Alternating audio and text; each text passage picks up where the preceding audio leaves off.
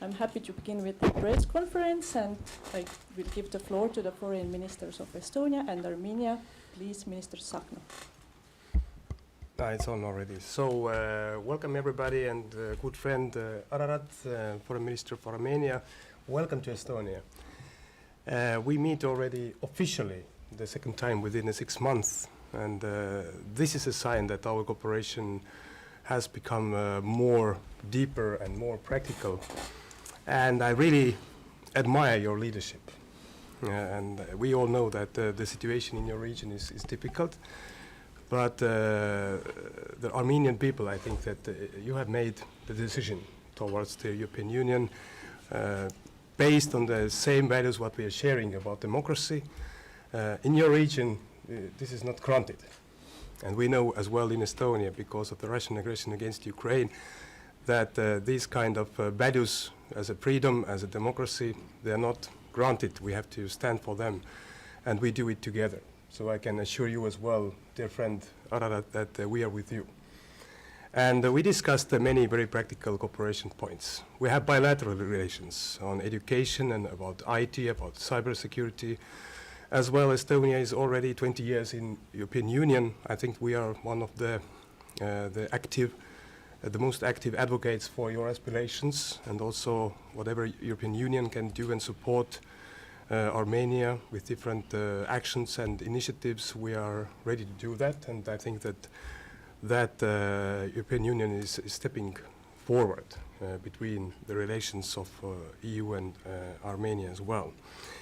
Of course, we have a deep interest in the stability in Caucasus region, and we discussed as well the situation there. And of course, we do hope that this region will remain stable, and the next and further steps about the peace will follow very soon. And again, I can say that our relations are better than ever before, and thank you for that. Please. Yeah, so dear Minister, dear friend, dear Margus, I'm delighted to be here, and I would like, first of all, to express my appreciation for the warmest welcome that was extended to me and my delegation.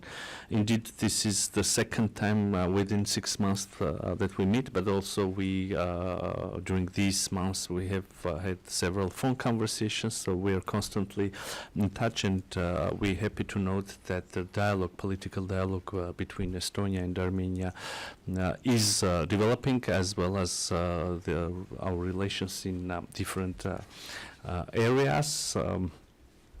Both then and now we had a lot to discuss and outline our expectations in bilateral agenda, as well as cooperation in different formats. Dear attendees, I note with satisfaction that we have indeed succeeded in building a strong political dialogue and partnership based on common principles and shared commitment for a prosperous and more secure future for our countries.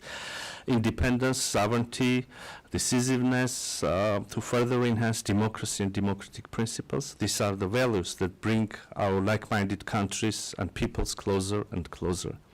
Now it is right time that we expand our partnership to different sectors and build partnership in targeted key for our society's fields. We believe that the economic component in bilateral relations should be enhanced to boost trade and investment. And for that, we have a huge potential to use the innovation and high tech, where both Armenia and Estonia are making significant progress. On one hand, Estonia's remarkable achievement in IT, digitalization, innovation, cybersecurity, and on the other hand, Armenia's willingness to bring more change in this regard, both into public and private sector, create ideal ground for mutually beneficial cooperation. It relates also to broadening our cooperation in education, tourism, as well as energy, culture, and elsewhere. Also, we appreciate the resumption of development cooperation between our countries, where priority areas of cooperation are education, democracy and good governance, poverty reduction, and entrepreneurship. Besides bilateral cooperation, we have developed very positive dynamics of engagements and mutual support in multilateral formats, where we very often share the main priorities and support each other's candidacies. The bigger mosaic of our partnership, of course, includes the activities in the format of the European Union, where we have multi-layer cooperation, implementation of already existing arrangements, including for strengthening Armenia's resilience and diversifying the economy, but also looking beyond for more prospects. Here I appreciate Estonia's participation in the EU monitoring mission in Armenia, as well as the expressed support for the start of the visa liberalization dialogue. We hope that jointly we will soon reach new important milestones. Dear colleagues, today we have also discussed regional topics, overall geopolitical situation and ongoing challenges. Following our earlier conversations, I briefed my counterpart on recent developments in South Caucasus, including the process of normalization of relations with our neighbors. With Turkey, Armenia is ready to fully normalize the relations, establish diplomatic relations, and open the borders. During our, and as a result of our dialogue with our Turkish counterparts, we already came to concrete agreements to open and may outline the steps that can be undertaken towards full normalization. I'm speaking about opening the border for third country nationals, but also Armenian and Turkish citizens who hold diplomatic passports. On and on, we continuously reconfirm our determination to this arrangement, and I truly believe that it's already the time to implement the arrangements, to see the things happening on the ground. When it comes to our relations with Azerbaijan, again, we have been engaged in negotiations, and we almost finalized the text of the draft of peace treaty, and Armenia is ready to completely finalize the text within a month and sign the peace treaty with Azerbaijan. I cannot say that we have seen the positive reaction of our Azerbaijani counterparts to this proposal to sign the peace treaty within a month, but the dedication to peace agenda and determination of Armenia to normalize relations with Azerbaijan and to recognize each other's territorial integrity on the basis of 1991 Alma-Ata Declaration, and to continue the process of delimitation on the basis of Alma-Ata Declaration of 1991 is in place, is there. I have also I truly believe that we do have the momentum to close the page of the conflict in South Caucasus and bring peace to our region.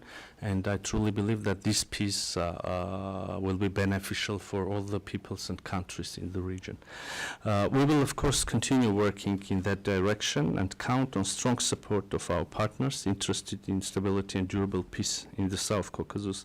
Dear friend, concluding my remarks, I would like also to once again express appreciation for the warm welcome, for the support that you show to the democratization and democratic reforms in Armenia, to the European aspirations of citizens of Armenia, and also to this peace agenda and bringing peace to South Caucasus. Thank you so much. Thank you, Ararat. Thank you, ministers. We have now time for questions. Please also introduce yourself. Yes, hello. I'm from the Estonian Public Broadcasting, and I would like to ask the Foreign Minister of Armenia, what is Armenia's stance on the Russia-Ukrainian war right now? Well, thank you very much. Of course, Armenia is strongly against the war, and we cannot tolerate it because not only for humanistic ideas, but also because we faced the same devastation in our region. We saw how the civilian population is being forcibly displaced. We see that how civilian infrastructure is being targeted, etc., etc. The war is always an awful thing, and we are strongly against the war. We support but also we simultaneously we support not only peace and stability, but also territorial integrity of the countries.